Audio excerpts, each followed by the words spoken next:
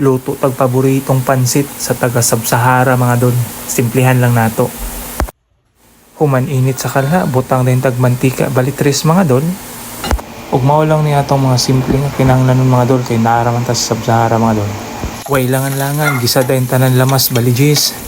Isigunda ta dayon ning tambok subak balibaynti mga dol nga may kutawak di gina mawala mga dol ang paminta dugmok mo nagtibugol mga dol way kurat pais na blutang na nato ning kikiam squidball mga dol bali 10 piso 5 bawat isa di na mawala gid ang kaning mga dol kaning singot sa isda bali piso lang mga dol may para dugang palasa akutaw gamay lubutan nato nag tuyo mga dol, bali 3 pesos, kameng kutaw mga dol, di ginamawa ang tubig mga dol.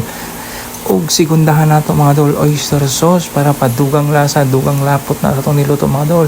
Di na ta maglangan-langan ato ning ibutang ning pansit nga bali 15 mga dol nga pinalit sa palengke. Bali 15 lang kay daghang king mali sa kilo 30 mga dol. O karon kilo to na ibutang ta ning cabbage mga dol. Wala na ni carrots mga dol ha kay wala naman ta sa Sub-Sahara mga dol.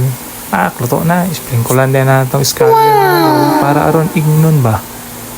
Di basta-basta. Pachar-chara mga dol. Ay, aron ignon dugang attraction ba? Ano na?